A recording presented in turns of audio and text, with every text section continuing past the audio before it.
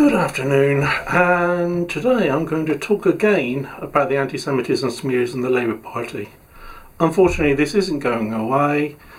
We've just had Amber Rudd opening her trap and saying that, was it the Hastings and and saying that Chris Williamson's constituency are all guilty of anti-Semitism and should be punished for daring to say that he ought to be reinstated.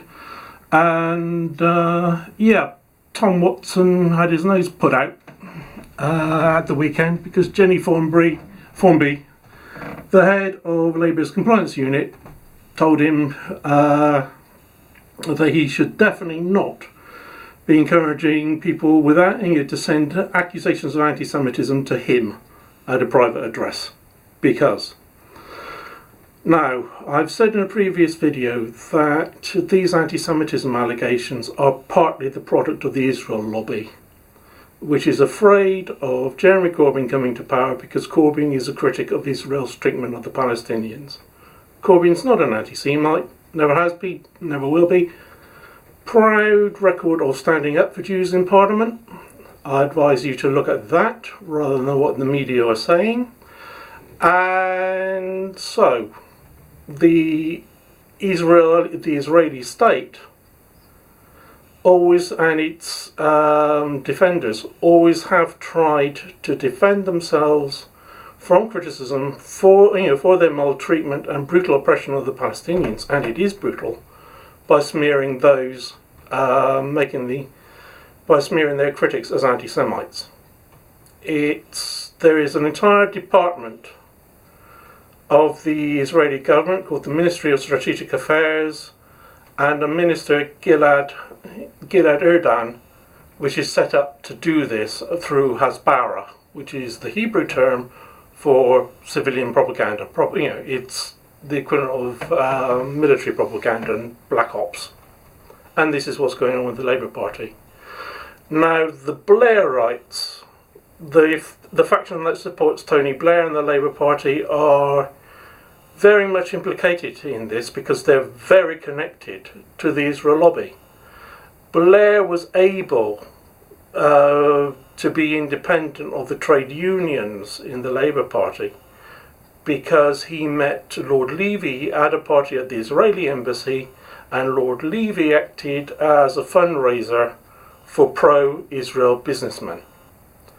And if you look at Peter Oburn's documentary he made for Dispatches in 2009, one of the ways the Israel lobby buys influence, and I would say that it is buying influence, is through fundraising for individual MPs. Oburn talks to an MP in there. I don't know I can't remember offhand whether he's Labour or a Conservative, who says that after bumping into someone at an Israeli embassy gathering, suddenly he had donations coming in from two businessmen. The next day or shortly afterwards, he had donations come in from two businessmen and he had never seen before, didn't know anything about. And this goes on. AIPAC are notorious for it in America. That's the big Jewish Israeli, pro-Israel lobby group. Massive fundraising events, and they send donations to politicians who give them what they want. And the Christian right in America are also involved. The largest Zionist organization in America is Ted Haji's Christians United for Israel, which is again raises funds, send donations to particular politicians who then say, isn't Israel wonderful and we have to defend them at all costs, even when they are murdering civilians. Now, let's have a look at some of the allegations Tom Watson was making when he said, people should send their allegations of anti-Semitism to me rather than Formby. It's because the proceedings are opaque and people are not being judged quickly enough. Well, a lot of those accused of anti-Semitism would actually agree with that, but for entirely different reasons. Watson and the Blairites are upset because people they've smeared as anti-Semites aren't being expelled quickly enough. That's what they're upset about, nothing else. However, the people smeared as anti-Semites and then suspended, you can look at their accounts in the videos I put up on my website by people like Jackie Walker and Moshe Machover and others, and Mark Wadsworth talking about their experience. When they're suspended or expelled, well, if they're suspended, they can wait months, and they won't hear anything. They're just suspended. If you ask for your data, you can whistle for it as far as the Labour Party is concerned. And when you do get a hearing, the compliance unit acts as judge and jury. They decide if you are guilty. There is no democratic accountability. The judge is not impartial.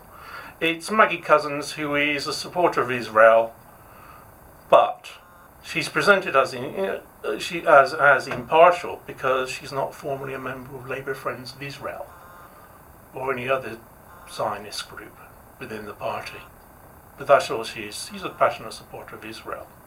And you come in, and then they start talking to you. And you may not know the evidence against you.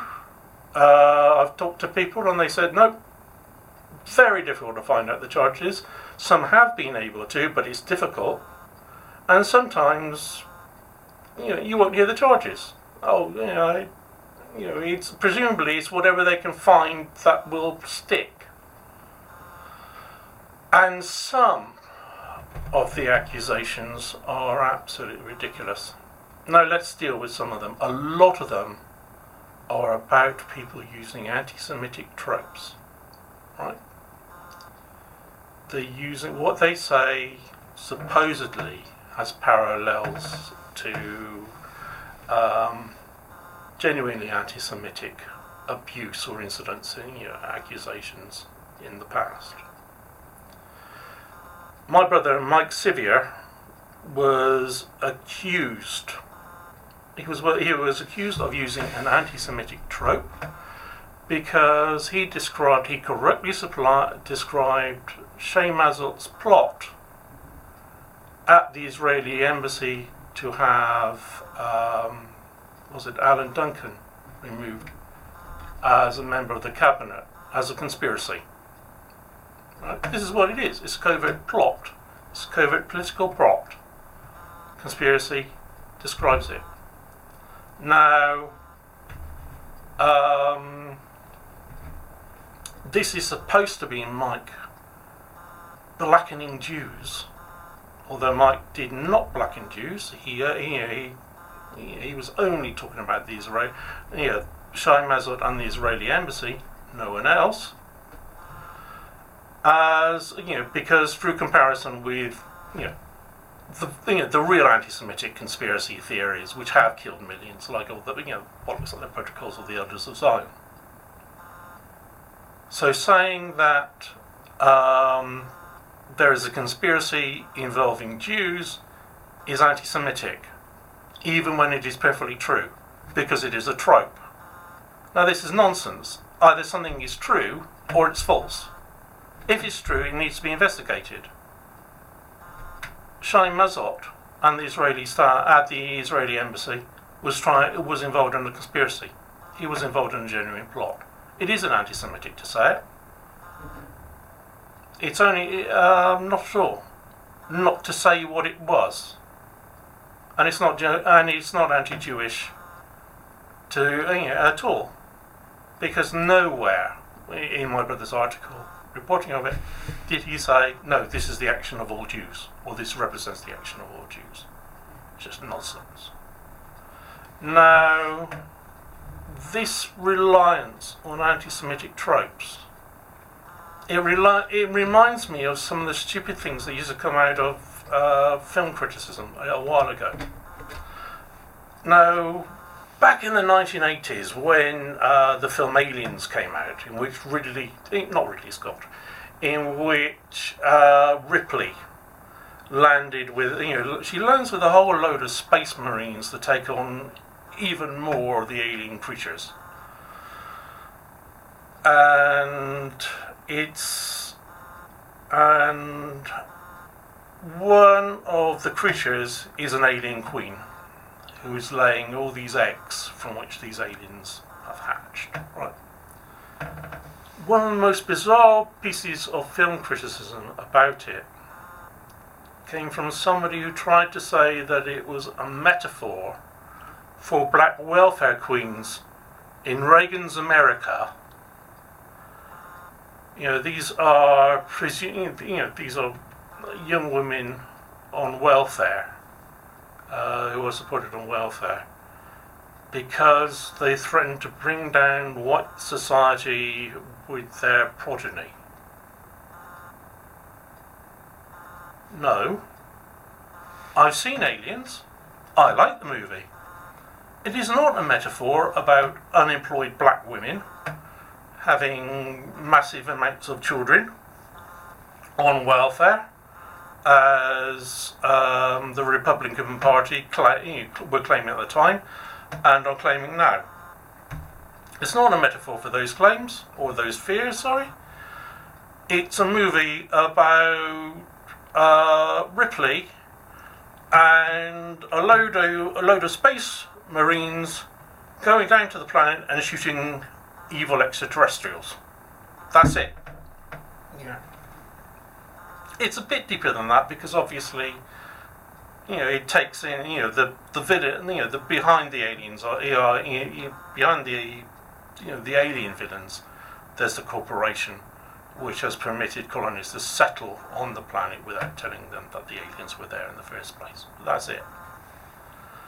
And I can also remember reading a really stupid bit similarly, which said that all these films which have aliens as the villains are anti-Semitic.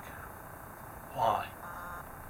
Because alien in the 19th and early 20th century was a term used to describe Jews. No.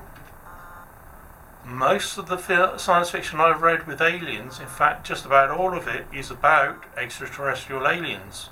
There is no anti-Jewish subtext there. Now, this is a kind of warped